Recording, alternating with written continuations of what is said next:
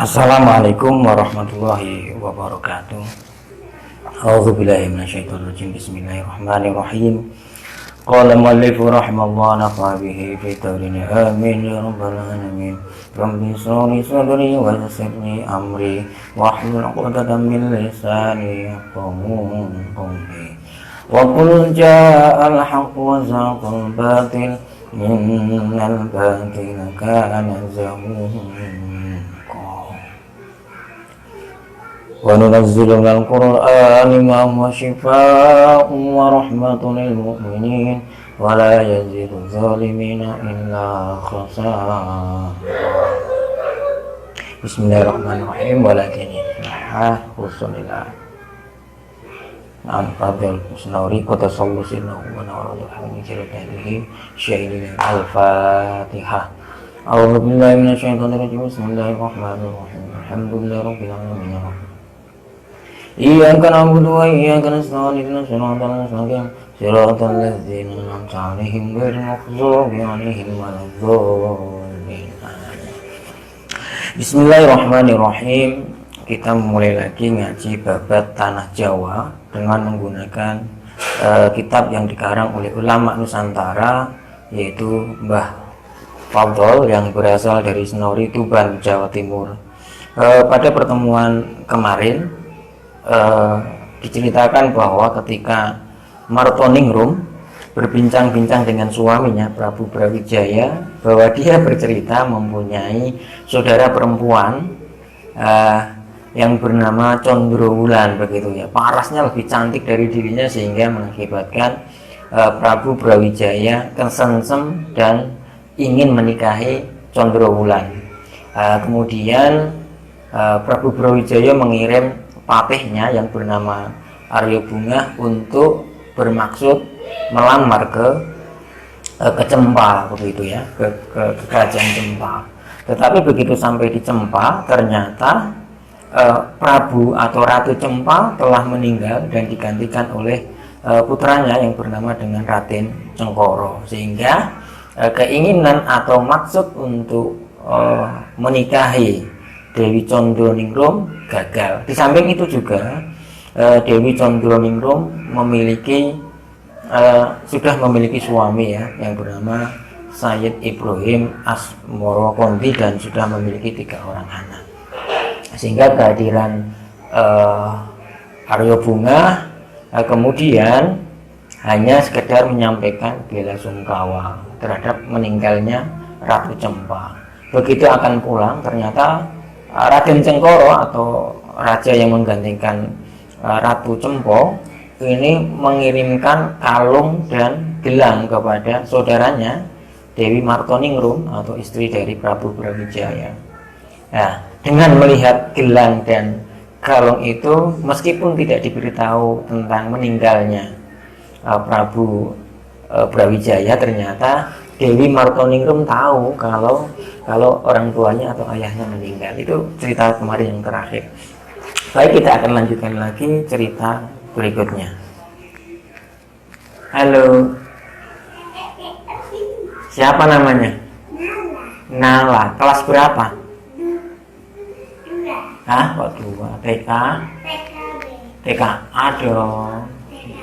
Iya, masih. Iya, kalau naik nanti TKB ya sudah itu ya. Baik. Bismillahirrahmanirrahim.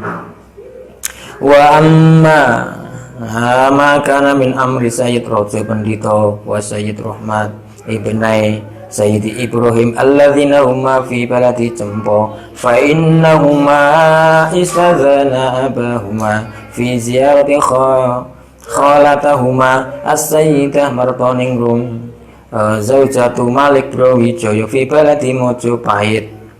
Nah, ini sebuah kisah yang menceritakan tentang Sayyid Raja Pendito dan Sayyid Rahmat, putra dari Sayyid Ibrahim Asmorokondi yang menikahi Dewi Condrowulan, putra dari Ratu Cempa, begitu.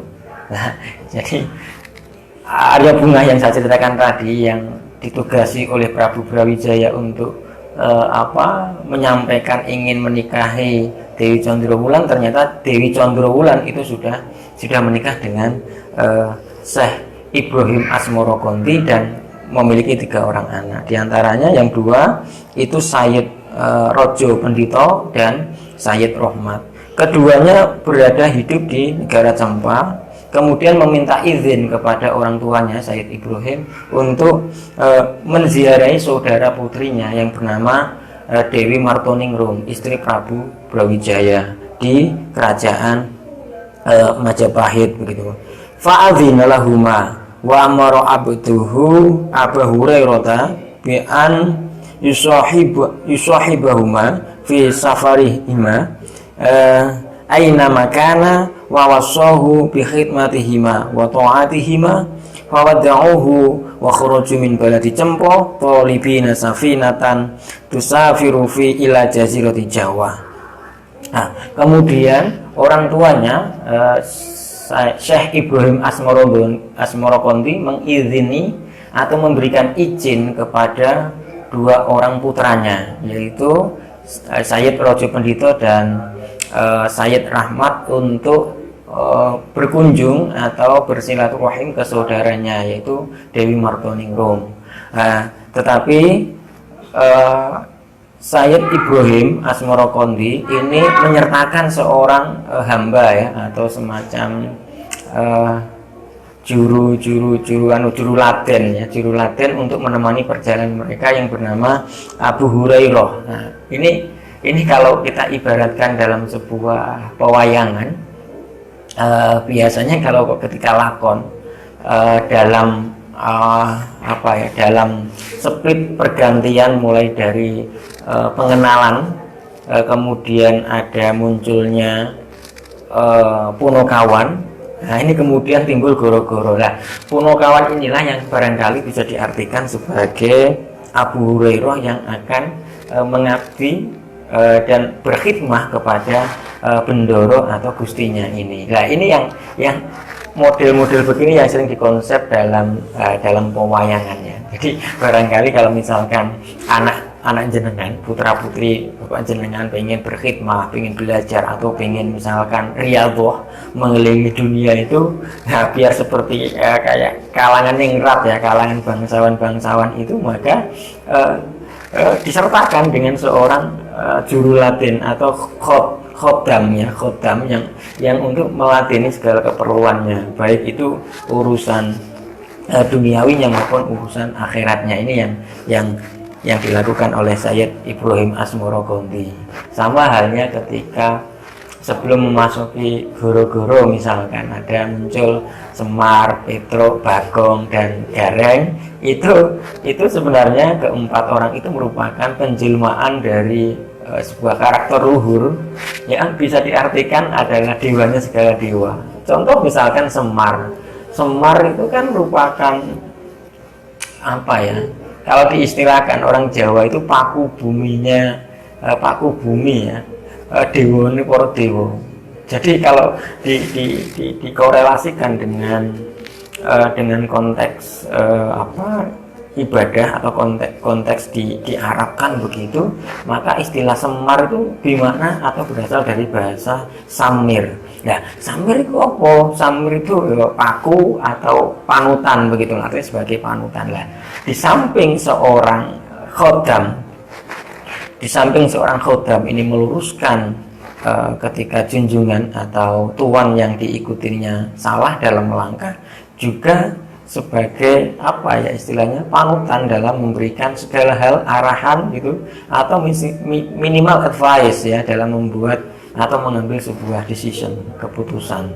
Ini yang barangkali bisa ditiru oleh para kesatria ya, khususnya yang ingin menggali lebih jauh konteks atau model-model apa ya istilahnya, keningratan para bangsawan terdahulu begitu. Saya lanjutkan. Falam yazalu sa'irina hatta balahu baladan yuqalu lahu Kopeng. Fawajaduhuna kasafinatan lita jirin min ahli Gresik wahia madinatun Biqorbi Surabaya. Kemudian dalam perjalanannya itu Sayyid Rojo Pendito dan Sayyid Rohmat itu sampai ke sebuah negara yang disebut dengan Kopeng ya. Nah, kemudian di sana beliau menemukan seorang saudagar atau seseorang yang tajir begitu yang berasal dari Gresik, sebuah kota di sebelah mana ya, baratnya Surabaya ya, dekat dengan kota Surabaya begitu. Fakallamu sahibaha birukubi alaiha fa'idina lahum fasarat as-safinatu bihim fil bahri sab'ata ayyamin birihin laizinatin begitu. Kemudian pemilik dari kapal ini mengizini, memberikan izin kepada Sayyid Rojo Pendito maupun Sayyid Rohmat untuk ikut serta melakukan pelayaran ke Gresik begitu ya. Nah, perjalanan ini ditempuh selama 7 hari 7 malam, kemudian diiringi dengan angin yang semilir gitu lah, layinah yang lembut begitu, kira-kira seperti itu gitu. Falamma kanu fi lujatal bahri in asofat bihim rihun asifatun turadus safinata ila qurbi baladi Kamboja falama qarabat minas sahili sodamat sukhratan min sukhuril bahri fantasarat as-safinatu fawasul khobaru ila maliki Kamboja fa'amara bi akhadhiha wa akhadha man kana fiha wa jami'a ma kana fiha wa amara bi akhraqiha wa hasbihim indahu fatashawara haula'i thalathah Fatashahawil salata fi amrihim fajma'u ala ikhwaril Maliki Brawijaya bi amrihim liyukhalisahu min baladi Maliki Kamboja ilkana tahta qahri Brawijaya. Ternyata apa? Ketika berada di tengah lautan ada angin kencang, angin lesus yang seharusnya dari Kopeng menuju Gresik, ternyata istilahnya kapal ini berbalik arah menuju Kopeng, menuju arah Kamboja, negara Kamboja. Itu berarti ya sekitar atasnya inilah ya, atasnya kalau di peta itu atasnya Singapura, Malaysia itu ya, atau dekat dengan Thailand juga. Nah, berada di sana, kemudian yang terjadi apa? Kapal yang ditumpangi Sayyid Rojo Pendito maupun Sayyid Rohmat ini pecah ya, nabrak karang begitu. Kemudian berita ini terdengar oleh Raja Kamboja gitu. Nah, kemudian Raja Kamboja memerintahkan untuk menangkap semua orang yang berada di situ, 3 orang itu ya, Sayyid Rojo Pendito, kemudian Sayyid Rahmat dan pembantunya si Abu Hurairah itu untuk dibawa ke kerajaan Kamboja. Sementara kapalnya disuruh untuk menenggelamkan, dibakar, ditenggelamkan, dan barang-barang dirampas untuk dibawa ke Kamboja begitu. Saya lanjutkan.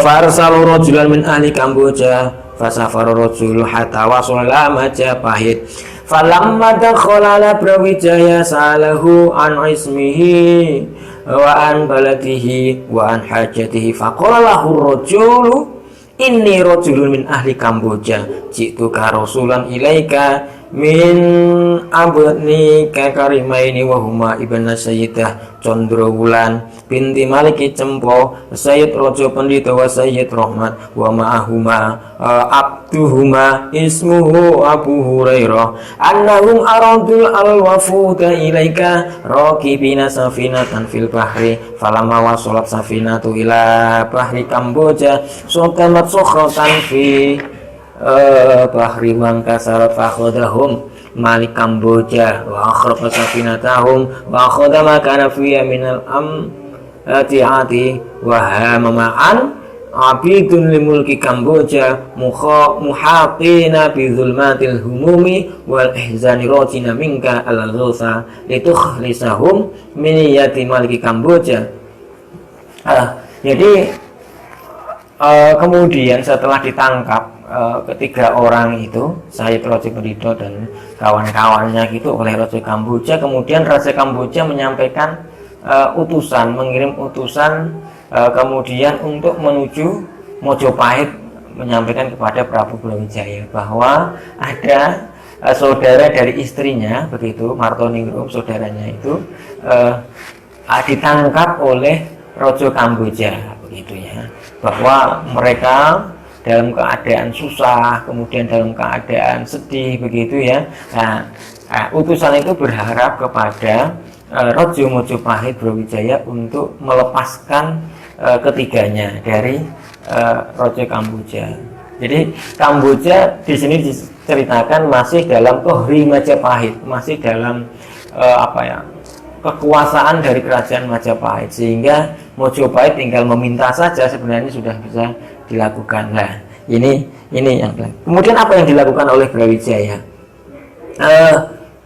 Kemudian falama sami'a Maliku Brawijaya kalamar Rasul raqalahum qalbuhu wastada haznu zawjati Sayyidah Martoningrum wa bakat fada al-wajiro arya bunga falama masala baina yati akhbaru bima jara lahum min inkasara safinatahum wa hasbihim inda maliki Kamboja. Nah, kemudian ketika mendengar itu Brawijaya ini bergetar hatinya, rokok kulubu, bergetar hatinya. Kemudian istrinya Martoningrum yang saudara yang ditangkap tadi itu merasa sedih dan menangis begitu. Akhirnya yang dilakukan oleh Prabu Brawijaya adalah mengirimkan utusan patih atau wazirnya yang bernama Aryo Bunga begitu. Jadi Aryo Bunga ini kongkon disuruh oleh rajanya ini. Padahal perjalanannya aja berapa hari, bahkan berbulan-bulan untuk menuju ke sana ya. Padahal dahulu itu kan masih menggunakan angin ya, menggunakan angin. Saya masih ingat ketika saya masih sekolah dasar SD, kira-kira 30-an tahun yang lalu, ikut orang tua, ikut bapak begitu ya, ke laut mencari ikan. Awalnya zaman itu adalah belum ada di kampung saya tahun berapa itu ya, tahun 80-an, sebelum 90-an lah, sebelum 90-an itu belum ada diesel atau mesin penggerak dari kapal, jadi masih menggunakan layar. Jadi saya masih merasakan bagaimana mencari ikan dengan langsung menggunakan layar tanpa dibekali oleh istilahnya mesin ya begitu. Nah, maka yang dilakukan oleh nelayan-nelayan di kampung bapak begitu, ini adalah berangkat di malam hari ya, konsep sains kan begitu, bahwa angin darat itu kan terjadi pada malam hari, kemudian angin laut terjadi pada siang hari. Jadi malam harinya berangkat dari darat menuju lautan, dan dari lautan menuju ke darat. Nah, ini dari lautan menuju darat itu siangnya, jadi malam berangkat ke laut, siangnya balik lagi dengan menggunakan layar. Dan itu dilakukan hanya dengan layar. Saya mengalami itu, dan bagaimana ganasnya berada di tengah lautan mencari ikan. Jadi sangat luar biasa sekali, petarung sekali saya kira bahwa orang-orang tua kita dahulu berada di nelayan. Jadi sebenarnya nenek moyangku seorang pelaut itu barangkali benar sekali.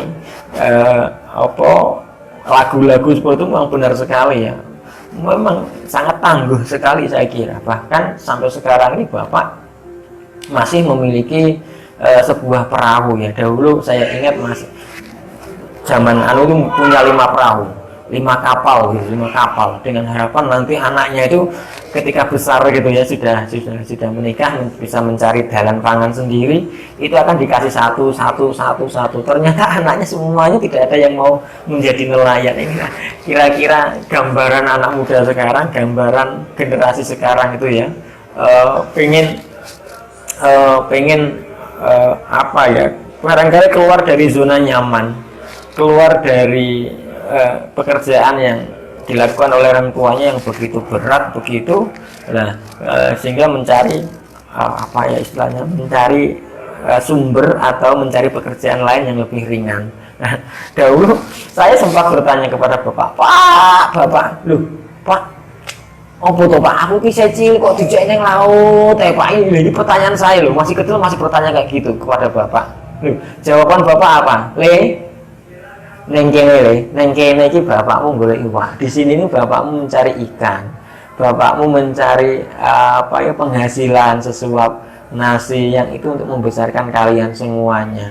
Kalau seandainya nanti kamu besar tidak memiliki pekerjaan di darat, kamu akan kembali lagi ke laut ini. Inilah yang sering saya katakan bahwa saya bangga sebagai anak seorang nelayan gitu, sangat inspiring dan sangat strong sekali dalam mencari nafkah ya. Sebagai terombang-ambing di tengah lautan tanpa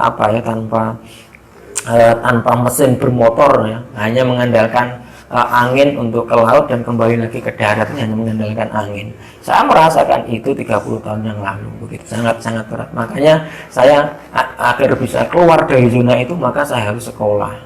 Rata-rata teman-teman saya itu kalau sudah lulus SD itu langsung langsung ikut orang tuanya ke laut ya, mencari ikan. Jadi istilah di kami itu jadi belah menjadi seorang nelayan, belah gitu ya. Nah, sementara saya ingin coba berubah agar saya tidak menjadi seorang nelayan dengan istilahnya seperti itu, maka saya harus sekolah. Bagaimana caranya? Saya harus sekolah yang tinggi gitu. Nah, ini semangat sekolah itulah yang barangkali menjadikan saya seperti yang sekarang ini, tidak menjadi seorang nelayan tetapi menjadi seorang guru begitu ya. Nah, dan meskipun demikian saya tidak lupa bahwa saya ini adalah seorang anak nelayan yang berasal dari kehidupan nelayan yang keras, ditempa oleh angin yang keras, bahkan hujan pun harus berangkat ke laut itu barangkali. Nah, di sini diceritakan dalam buku ini Aryo Bunga barangkali karena sudah Sabdo Pandito Ratu, yo Bunga, berangkat kamu ke negara Kamboja, jemputlah saudara-saudaraku yang ditahan oleh Raja Kamboja begitu. Baik, saya lanjutkan kembali saudara-saudara. Falamma masalah baina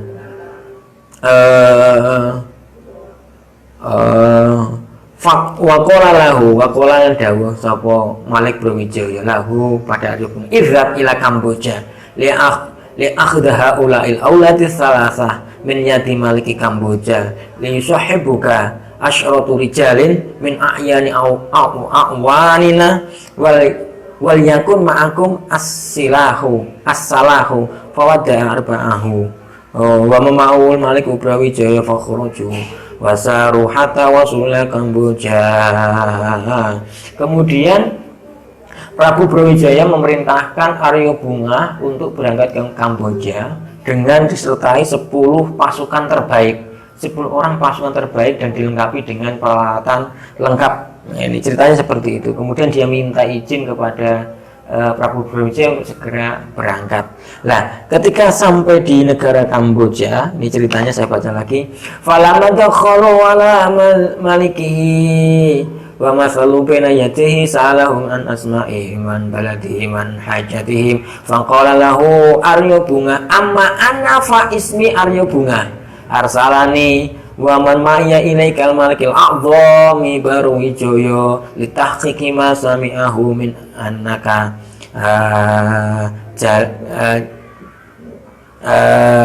jalbasta ghalamaini wa abdahuma indaka kanu birok yarkabuna safinatan fil barri fankasarat safinata bi musaqimatin sokhratin fil barri fa in kana dzalika haqqan fa innahu multamisun minka an tursilahum ma'na linadhhaba bihim ila Malik Brawijaya. Ketika sampai di negeri Kamboja, Raja Kamboja bertanya pada Aryo Bunga, kowe kamu ini sopo? Kowe iki sopo? Jelaskan siapa namamu, dari mana asalmu, dan kamu ini atas dasar apa datang ke sini. Kemudian dijelaskan oleh Aryo Bunga, nama saya, kenalkan, tepangaken, nama saya Aryo Bunga, saya utusan dari Raja Agung Brawijaya yang telah mendengar kabar bahwa Anda telah Anda telah menangkap 2 orang dan 1 orang pembantu. Nah, beliau berharap Anda mau melepaskan ketiganya itu.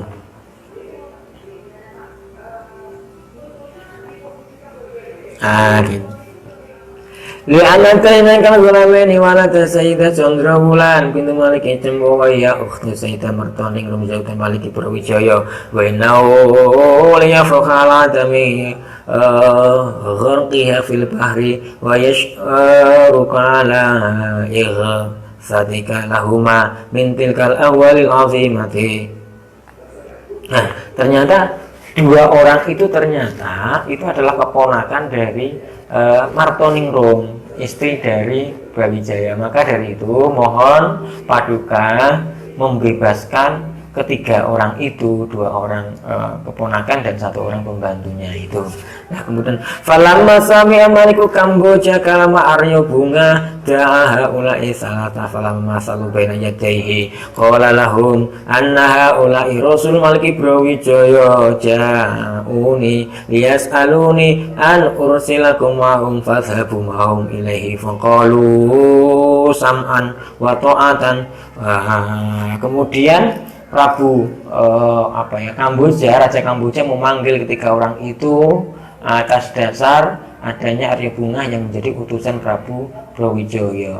Kemudian disampaikan kepada orang ketiga itu, hei, iki lo utusan Prabu Brawijaya, kamu mau diambil oleh ini dan akan diantarkan ke Majapahit gitu. Kemudian jawabannya dari Raja Pendito maupun Sayyid Rohmat apa? Sam'an wa ta'atan, siap berangkat Kanjeng Prabu. Ya ini kira-kira gitu. Fawadda Arya Bunga wa memau haula'i salasah Malika Kamboja fa kharaju min indi qasidina nahwa Majapahit fasaru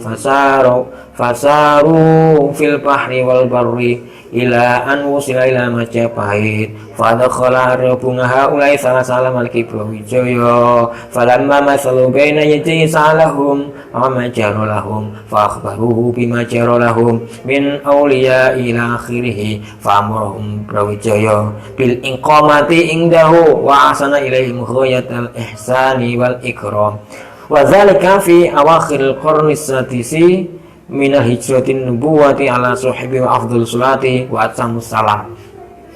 Kemudian setelah pamit kepada Prabu kepada Prabu Kamboja, Arya Bunga bersama ketiga orang itu melewati jalan darat ya dan jalan laut. Kira-kira kalau melewati jalan darat berarti dari Kamboja turun ke arah Malaysia, turun ke arah kira-kira Singapura ya. Setelah itu barangkali naik kapal baru ke arah Majapahit. Itu kira-kira itulah. Hal ini terjadi itu pada tahun ke-6 abad ke-6 Hijriah ya, dari masa kenabian atau 600-an Hijriah. Berarti sekitar 1300-an berapa ya? 600, anggap aja Kanjeng Nabi hijrah itu 700-an ya, 700. Kemudian kan kalau abad abad ke-6 berarti sekitar tahun 600-an tambah 700 berarti 1300-an Masehi. Kira-kira terjadi pada itu.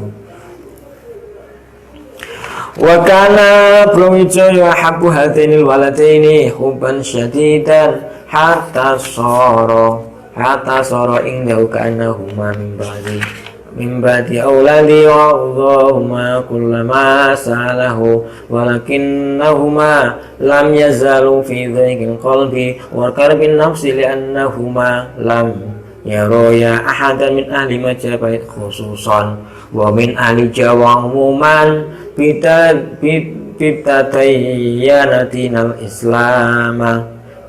islami wa kana kullama qoma sulliyani ittakhadhu man nasa sukhriyati wa huzuwan wa jahaluhuma bima annahum ra'aw minhuma filan gharbiyan lam yakunu yaruna qatu min qiyamin qira'atin wa ruku'an itidalin wa sujudin wa julusin mutasyaddu wa ghairu hatta qala syekhun min aqlaihim la taskhiru minhuma wa la tastahza'u minhuma inna likulli insanin ilahan ya'budu bima yuhibbu wa inna lahu la ilahan ghairu ilahatukum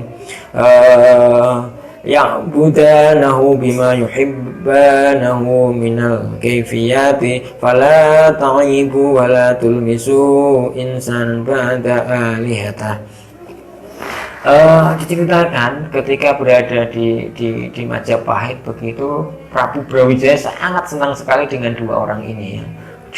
Dia begitu senang, bangga gitu, kemudian dipersilahkan untuk bersenang-senang, kemudian apapun disediakan untuk kedua keponakan ini agar betah berada di Majapahit. Tetapi yang terjadi kemudian pada diri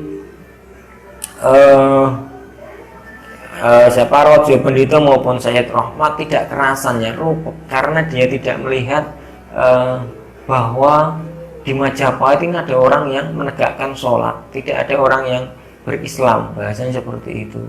Bahkan ketika dia melakukan ibadah sholat, rukuk, sujud, iktidal dan sebagainya, itu banyak orang-orang mencemooh, banyak orang menggila, itu ngapain toh itu ngapain ya, apa yang dilakukan itu seperti itu dan seperti itu ya. Ini cemoohan orang-orang terhadap istilahnya terhadap apa yang dilakukan oleh Rojo Pendito maupun tadi ya Sayyid Rahmat gitu. Akhirnya tiba-tiba ada syekhun, orang yang tua begitu, tua ilmunya kira-kira, memberikan nasihat kepada orang-orang yang mencemooh. Kamu ini jangan gumun, ojo gawoan karo orang-orang model seperti ini ya. Karena apa? Bahwa yang dilakukan oleh orang-orang ini sesuai dengan apa yang diyakini dalam hatinya. Dia melakukan apapun itu sesuai dengan kehendak dirinya dan kepercayaan kepada Tuhannya. Begitu juga kamu, begitu juga kalian semua begitu. Kalian juga melakukan ritual ibadah yang sesuai dengan keinginan kamu dan sesuai dengan apa yang diharapkan Tuhan, bukan begitu. Makanya ketika ada orang yang sholat begitu, kalian jangan kaget. Ini kira-kira termasuk orang yang sholat pertama ya, karena dia merasa bahwa Rojo Pendito maupun Sayyid Rahmat itu ketika berada di Mojopahit itu sendirian, rupek sekali ya. Secara khusus dia menyebutkan bahwa min ahli Majapahit khususon lah ya, wa ahli Jawa umuman, itu tidak menyembah atau tidak beragama Islam. Jadi bisa kita artikan bahwa mereka termasuk orang-orang yang pertama beribadah kepada Allah ya. Dalam hal ini adalah sholat begitu. Ini begitulah ya. Bocengannya meskipun Syekhun tadi itu toleran terhadap apa yang dilakukan oleh Sayyid Rahmat begitu. Hadza ma kana min amr Sayyid Rojo Pendito wa Sayyid Rahmat wa fihi ibratul lil mu'tabirina hidayatan lil mutabashirina wa hiya annal mu'mina la yastahyi minan nasi fi ada'i ma faradahu Allah ta'ala alaihi wa la yashalu ma talaimin fi talabi mardatihi la min mardatihi ta'ala kama qala ba'dul ulama rahimahullah. Jadi berdasarkan cerita ini memberikan kita konklusi, memberikan kita inspirasi begitu ya, bahwa ketika kita beribadah kepada Tuhan ini tidak perlu malu dengan manusia ya. Apapun yang dicela, apapun yang dicemooh oleh manusia, kita tidak perlu menghiraukan itu, tetapi tetap fokus untuk beribadah kepada Allah Subhanahu wa ta'ala.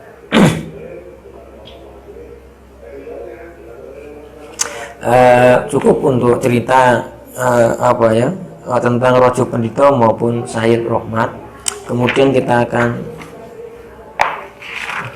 lanjutkan sebuah cerita, tapi sayangnya ya, saya ingin melanjutkan sebenarnya, cuma malam ini saya harus mempersiapkan sebuah presentasi yang akan saya gunakan untuk besok, sehingga barangkali kita cukupkan di sini. Mudah-mudahan kita bisa istiqomah ya.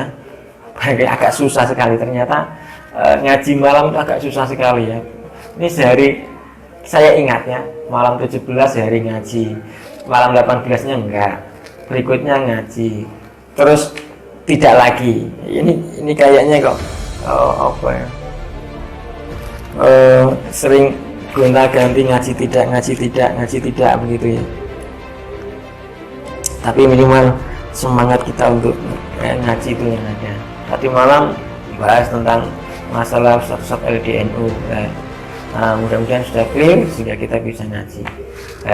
Mohon maaf, semoga bermanfaat. Saya akhiri, wallahu a'lam bishawab, wallahu muwaffiq ila aqwamit thoriq. Assalamualaikum warahmatullahi wabarakatuh.